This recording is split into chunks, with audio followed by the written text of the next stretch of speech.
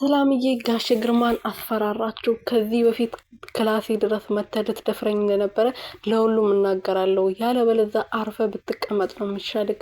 ህይወቴን ማበላሸት ከዚህ በላይ አትችልም ብላ ስታስፈራራው አንቺ ቆሻሻ የማትረቢ እንደ አንቺ ምናምን ሴት እኔን የምታስፈራራኝ ይመስልሻል ወይ ብሎ ብላ አንስቶባታል ማለት ነው። ሰላምዬ በጣም ነበር የደረገጠችው።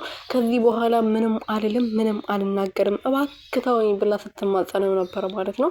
አንቺ እኔስ ከዚህ በፊት ስነስርዓት ያለሽ ሴት መስለሽኝ ነበር፣ ባለትዳር ሴት የምታባልጊ ሴጣንና ባለጌ የሆንሽ ሴት ነሽ ብሎ ሲሳደባት ነበር።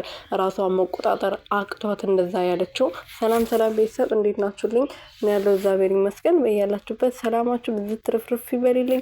ለዚህ ቤት አዲስ ሆናችሁ ሰብስክራይብ፣ ሼር፣ ላይክ እያደረጋችሁ ቤተሰብ እንድትሆኑበት ጠይቃችኋለሁ። አሴት ክፍል 15 ላይ እንግዲህ ጋሽ ግርማ ሰላምን ሲያስፈራራት ነበረ።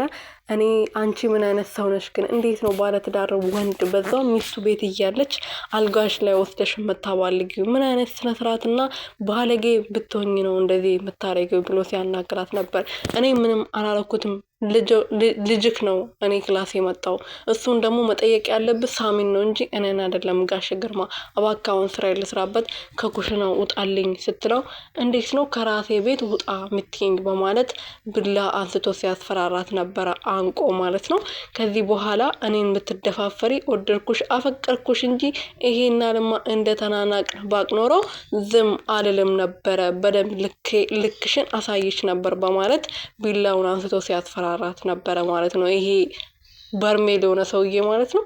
እና ሰላምዬ እንግዲህ ከሳሚ መታመም ጋር በጣም ተጨንቃ ነገሮችን ለማጣራት እና ምንድነው የተፈጠረው በማለት ስታስብ ስታሰላስል ነበረ ማለት ነው። እና እቺ ሜሮን እንደሆነች እሷ መጀመሪያ ጠርጥራ ነበረ። ያን ቀን መደንገጧ፣ እንደዛ መንቀጥቀጧ፣ ሐኪም ቤት አይድ ማለቷ ግጥምጥሞሽ አይደለም በማለት በተደጋጋሚ ስታስብ ነበረ። እና ያሰበችው ደግሞ እውነት እንደሆነ አረጋግጣለች ማለት ነው።